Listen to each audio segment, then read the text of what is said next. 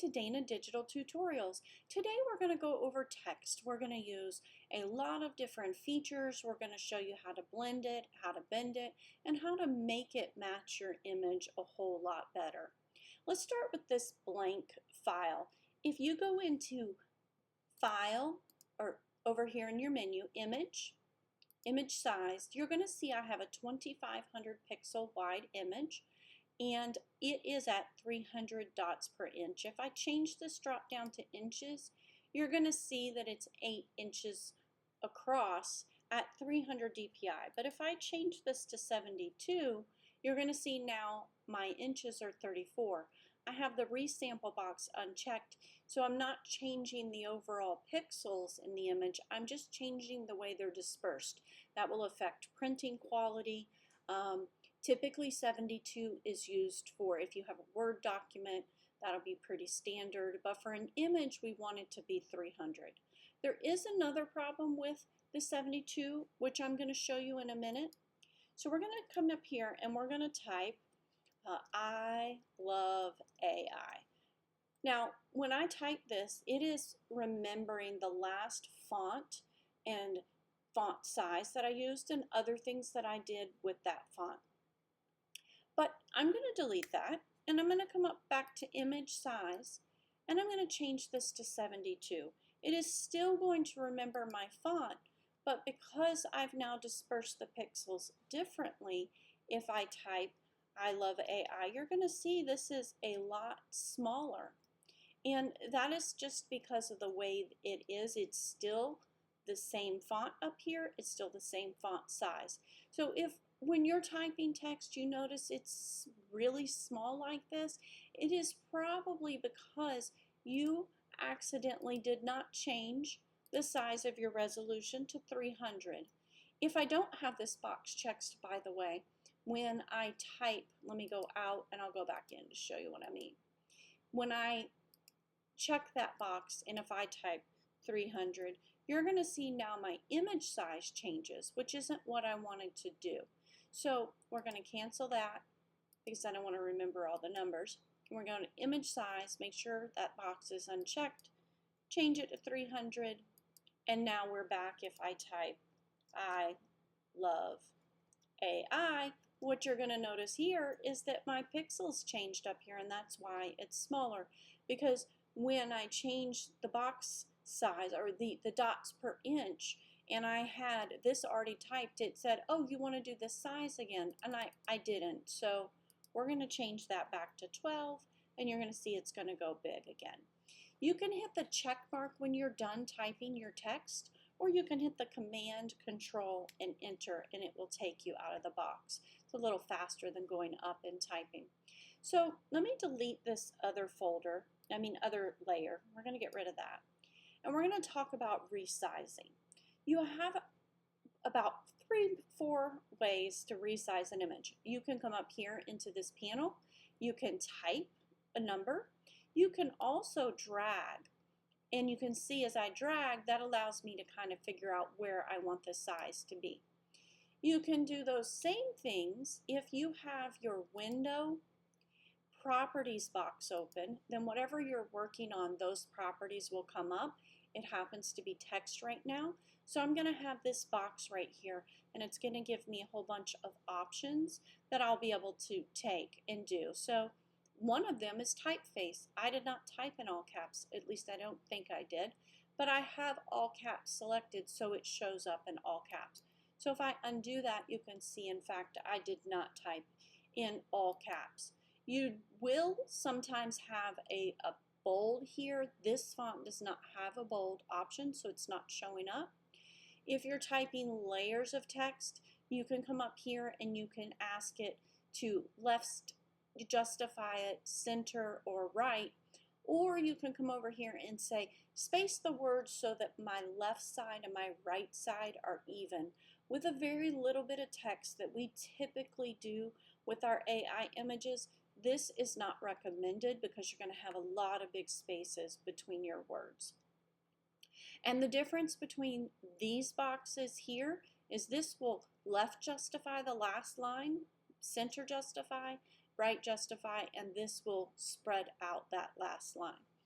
So let's also look at one more way you can do this, and that is with this little character box. That's also under Windows, Character. If you don't see it, you may have a little box here. You see, if I expand this, I'll actually just be able to see them all, but I don't want to take up all my canvas space, so I have it shrunk down. But if we click this box here, you'll see now we do have the bold feature, and if we click that, it did bold the image. I'm not sure why it's not showing up over here. Usually it does. But let's look at some of these other options.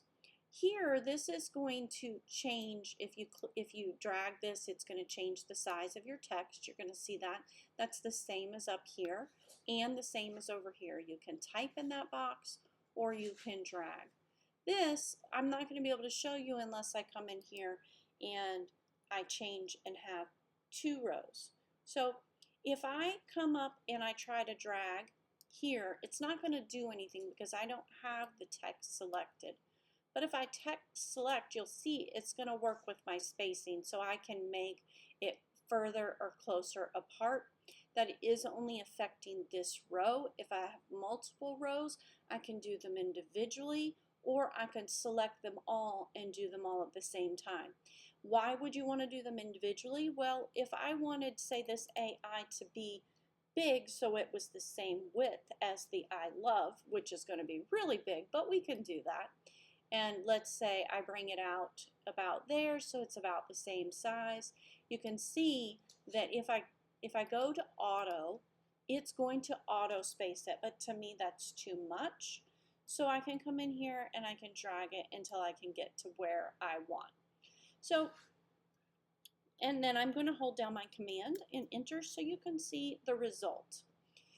You also have this box here, the VA box, and you can type in the box or you can drag. I personally usually like to drag, and you're going to see here it's going to spread out the letters, but it also could bring them closer together if you have a negative number. So if you're trying to do like an overlay and maybe you want to change the letters of love to different colors, then you could do this and it would be a little bit of fun to do that. So what is this box here? This box here is going to stretch your image. Now it just made my text taller, but not wider. And if I go and do it the other way, you can see it's going to make it shorter, but not narrower. So what is this box here? Well, let's click it and see what happens. It's going to make it wider, but not taller. I don't ever use this one, so I had to kind of play with it, and I never use this one here. So we're not going to go over that today. You could, and by the way, let's get our text back to normal. So let's do 0, and let's do 0. Is it gonna, it's not gonna let me type 0, look at there. So, okay, so we'll just drag it. And that's not what we want. We want 100%, that's why. So let's do 100. All right, so now we're back to normal, and we want to make this auto, and we want to make this a 0. We did that already. So I think we're pretty good. What is this box here? If you wanted to, say, have one letter or a couple of letters go up, you can move it up. So that's just kind of fun. You can also move it down. You can drag it the other way, and you can see it'll go down, but we really don't want to do that right now either. And I typed a 0 to put it back to natural, but because I wasn't in this box, it actually changed my eye to 0. So we want to go back to 0, put that back to normal, and as you can see, that didn't do it either. And why did that not do it? I don't know. So another way to get rid of that is to come in here and just hit undo. That would be edit, undo, or command or control Z, and just get it back to where you want.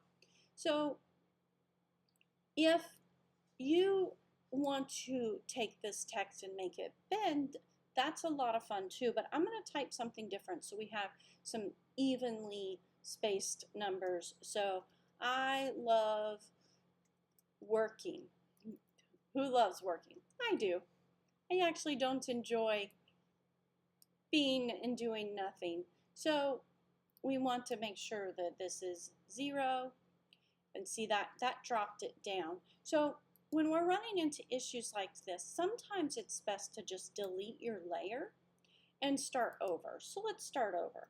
I think we'll do something more realistic, the beach. And you can see my font is very wide here. This is the Archivo Black is a very wide font. So let's change our font size, our font type. So if we come in here, if I'm on all classes, you're going to see your most recently used fonts up here, which I like. That's kind of nice. But you also could click sans serif, which is going to give you fonts that have no like extra little hooks and stuff like that. Or if you click serif, you're going to get all those old-timey fonts where you see the little hooks and the stuff. And then you've got script and on down the line. So you can kind of, they just added this feature, and it's great because it makes it so much easier to find what you're looking for. But I'm going to go with one of my favorites here, and it's called cat flies. And I don't see it in here because I had done some other things. So instead, what I'm going to do is I'm going to type cat flies, and there it is. And up in the search box, you can type a search if you know what you like.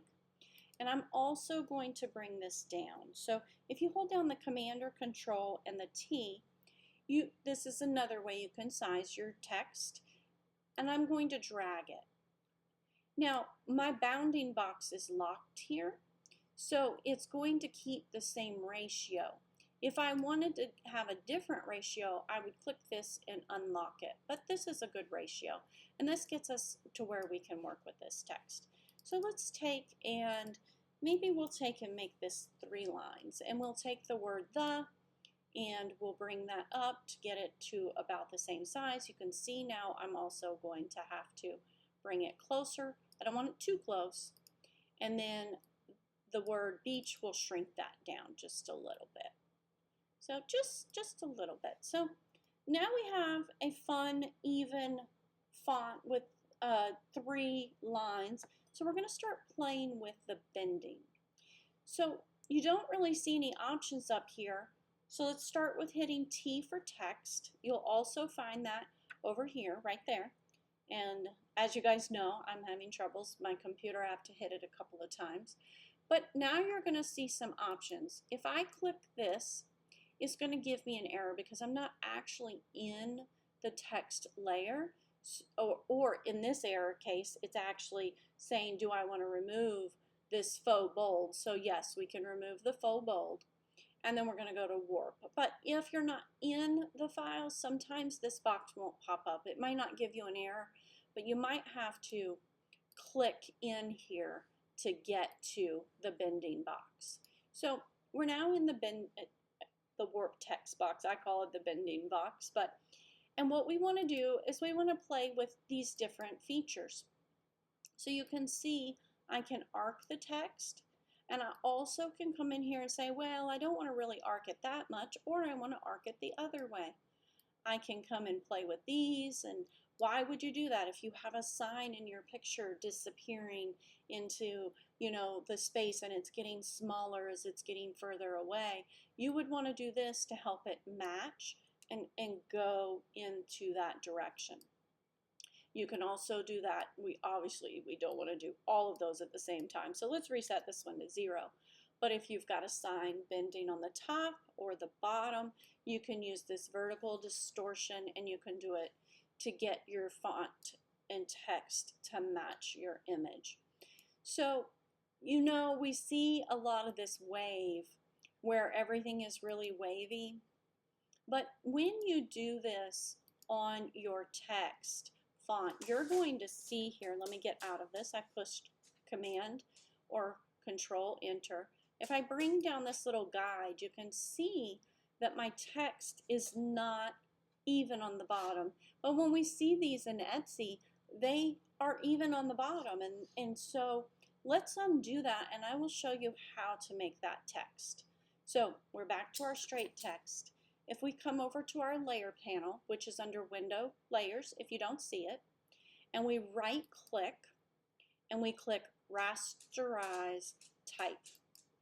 Now what that's done is we no longer can change the font or the font size without destructive behaviors. I still can drag it in and out, but I'm going to lose the quality. So before you rasterize, you want to make sure that you have your text at the size you want it.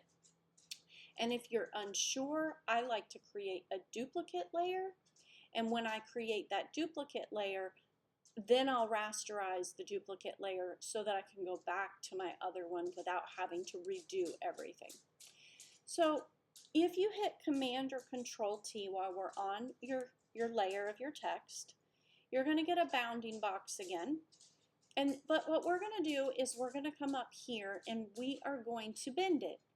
It looks very similar, but it's not the same.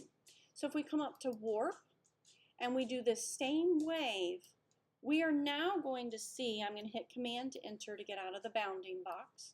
We're going to now see that our text is even on the bottom and on the top. So that is the trick for getting this wave look while keeping the bottom and the top equal.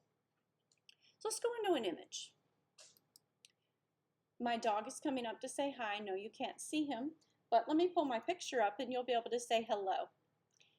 Charlie, say hi. It's morning time, so he wants his mommy time. But let's get back to this. So we have this portion of an image and it had a cruise ship and all of that. But as you can see, AI typed it incorrectly. So I used my AI as we showed. I'll put the link to that video down below. And I got rid of that text because obviously it is spelled wrong. Sometimes it'll just have an extra letter or it'll leave off, say, an I in the word coffee, or here it left off the T in better. I would copy that T, stretch it, move everything out, and just add a T. That is a long process because you have to pull it off the background. But another way we can do that is just delete it and type our own text. So let's type some text here. So we want to say life is better on a cruise. And I am still in the Archivo Black. So Archivo Black, I do believe, let's see here, does it have, let's select it all. And you can see that it is all lowercase, on a cruise. So I'm going to hit Command Enter. I've got my text. He's playful this morning, and I am so sorry if he is distracting. So, but I do want this in all caps. So when I selected the layer, but I'm not in it to edit, if I hit this, it'll go ahead and make it all capital for you. If I'm in the box, so let's uncheck that, and I just click it, it's not going to do anything, so you'll see. But if I just want to say make the word cruise capital, I could do that. But in this case, we want to make the entire thing capitalized. So I'm out of it and I've made it capitalized. So if we come up to this text and we click Warp and we click Arc here, you can see it's done it way too much. But we also have another problem. What we should have done is I'm going to cancel this. We should have started by resizing our text to get closer to where we want to be, so probably about there. So let's go back into that Warp box and Arc. And you can see that is way in the wrong place. It's way too big. You can drag it while you're in the Warp box, which is really helpful because as it warps, it adjusts. And I sometimes like to put it towards the bottom of the banner to pick my arc because it's easier to pick the right amount of arc and then move it up. So we now have Life is Better on a Cruise on here, but it looks flat. It doesn't match. So we're going to start going into our FX panel. Sorry about that. Down here in the bottom right, that is also in your layers. And we're going to click that. And you have a bunch of options here. You can click on any one of these and then you will be able to get a box. Let me show you. So if I click on stroke, what it's going to do is put a line around it. I can make it a big line, which will then make it more like a box, or I can bring it down here and just have it be a line like that. I can also change the color. So if, say, I wanted to pick this green, which obviously isn't a really good green to choose, but I could pick that green. But right now I want to stay with black. So this isn't enough. If you remember, let me hit OK. If you remember in our original image, it had that black line around the bottom left, and we want to match that. You don't have to match that, but in this case, we want to match that. So I'm going to show you. We're going to open the FX again. We can click on the stroke. That would take us back in there, but this time, we're going to click on Drop Shadow. Now, Drop Shadow will sometimes remember your last settings, and sometimes it won't. If you have a favorite setting, you can hit Make Default, and it will show up every time you come in here.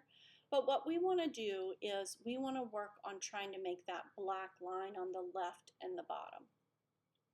So let's start by making this really big, the opacity, however you say it, 100%. And we can keep the blend mode to multiply because we're on yours in black and we're on an orange, so it will just make it darker. But if you are having trouble, you can change this to normal. And then we're going to work on the size and the distance and the spread. And what does that do? So the spread is how soft do you want that to look. In our case, we actually want it to be harsh line. We don't want the size that big, so we'll bring it down. And you can already see that we're getting a really good result. You can work with your distance if you want to bring it further away, or you want it just on that bottom and the left, or you can leave your distance at 0 and it will put it all the way around. I kind of liked it when it was like the original and it was dropped down, so we'll leave it at that. The only other thing here that you might want to do is the image in the back is not as crisp as this text.